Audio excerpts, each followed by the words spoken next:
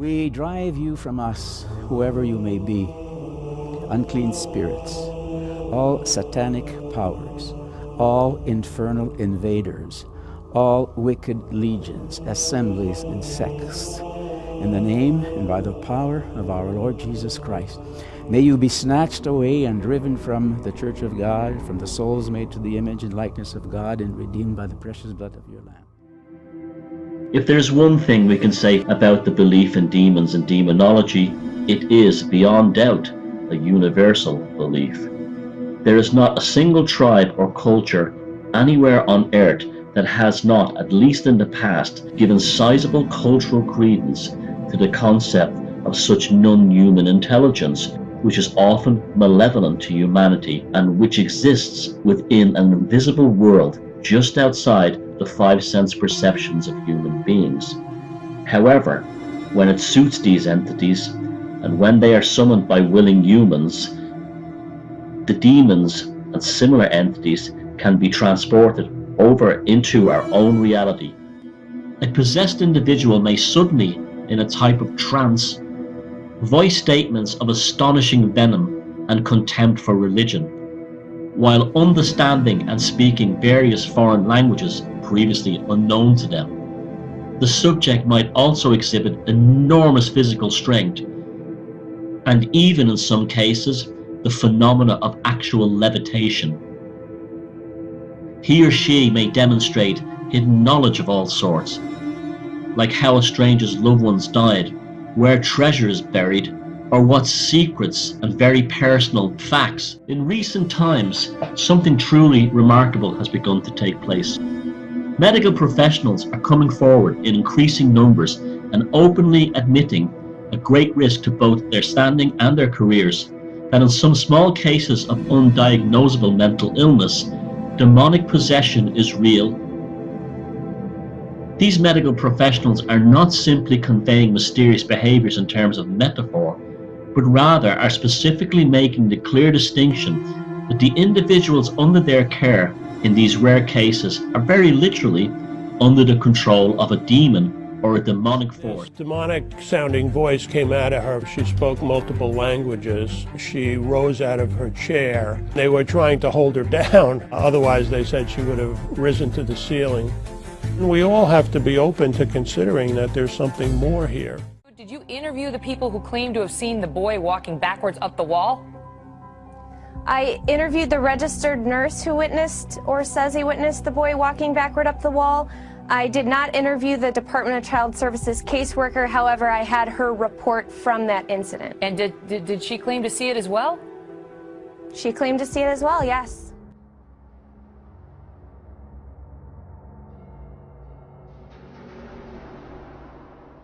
There are different creation stories about them and how they came into being, but the stories all point to them having rulership over the planet, and that they had a fall from grace, so to speak, depending upon which story. They either got too arrogant and God didn't like it, so he started banishing them, or they came into direct conflict with God over human beings.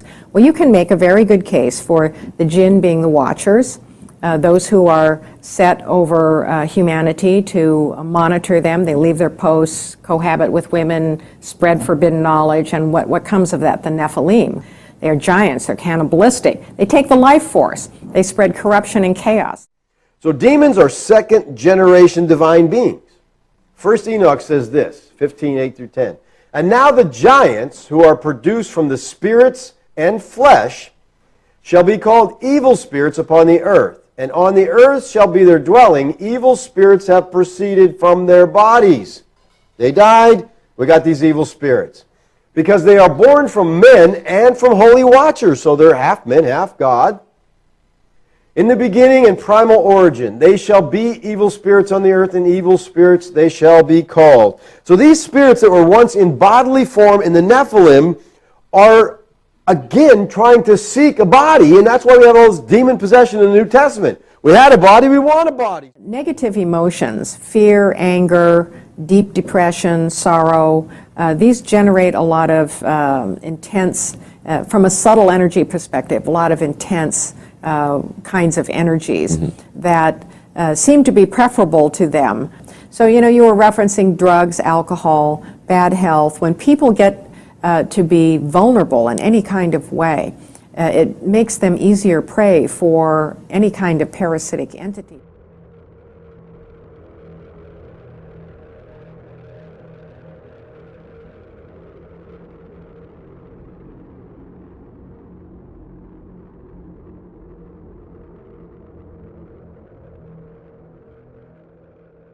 The jinn are considered to be masterful shapeshifters, taking any shape they want, including human form. And when they appear even as shadow people, they have a tangible, three-dimensional look to them, and people can even feel them, like if the shadow person starts attacking them. Beat up by invisible forces. She would even have these bruises spontaneously appear. I've had stories of people feeling like they were having their soul essence attempted to be removed, literally be sucked out from them. The jinn like to disturb us with different forms. So mysterious creatures, for example, could be a good example of that. The animal that is too many components of different kinds of animals, or half human, half animal.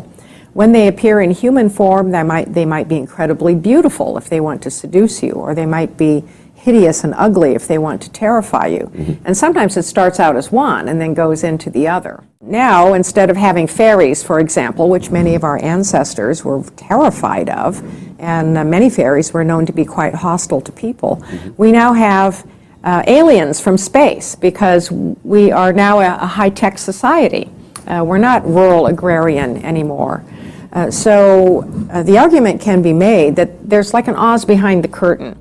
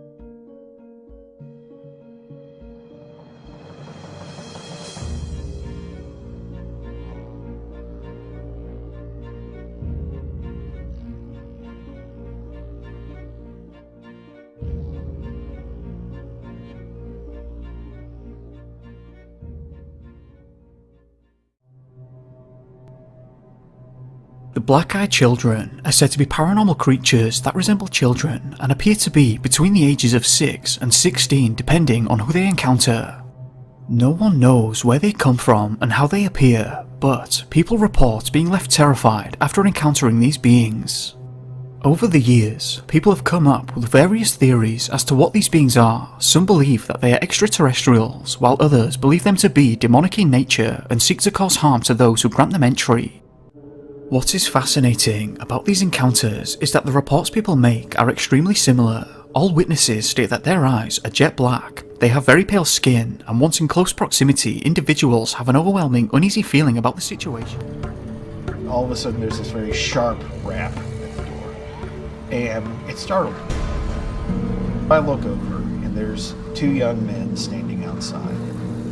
Chad is my best friend. He has a background in psychiatry. He called me and he was genuinely scared. I have never heard Brian scared at all, ever. Certainly not like this. Oh, if you had let them in the car, you'd be dead now.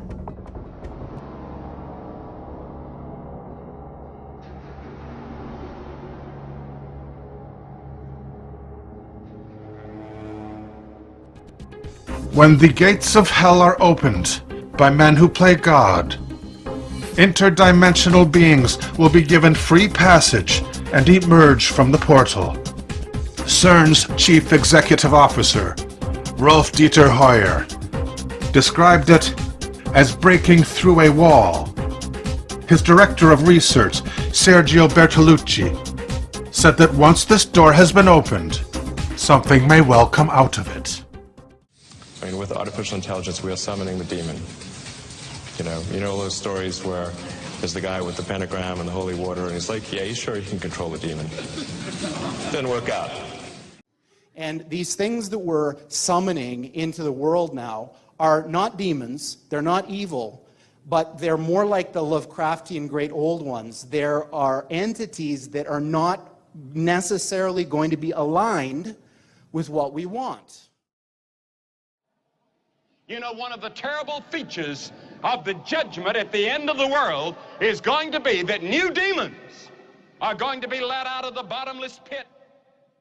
Everything, every nightmare, every theory that you hear, whether it's a Bigfoot, whether it's a dog man, you hear about the Nephilim giants, it's literally going to materialize and manifest right before your eyes.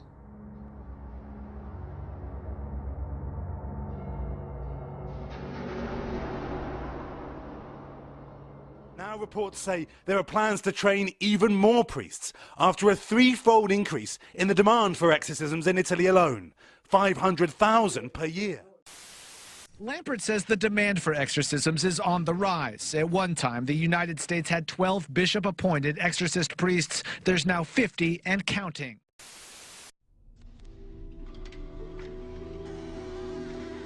The church venerates thee as her guardian and protector.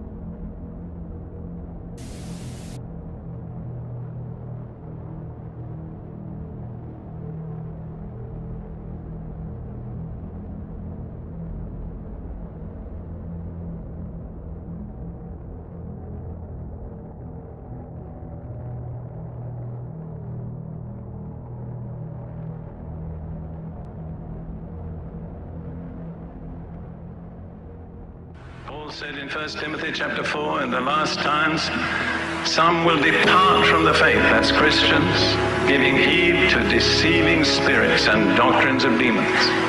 And believe me, my dear brothers and sisters, there are a lot of different deceiving spirits with doctrines that are demonic, and they're very near to all of us. And behind every negative emotion and attitude, there is a corresponding demon. That doesn't mean you've got the demon, but that means that the demon's there trying to get you. For instance, you can get angry, and it's not a demon. It's just you. It's your flesh. But if you get angry and can't control yourself, and get angry when you don't want to get angry, that's a demon. And another thing about demons is they operate in gangs. When one gets in, it opens the door for the next. And if you find certain demons, you can always look for their friends. Jesus really loves you. But the devil will do his best to convince you it's true of everybody else but not you.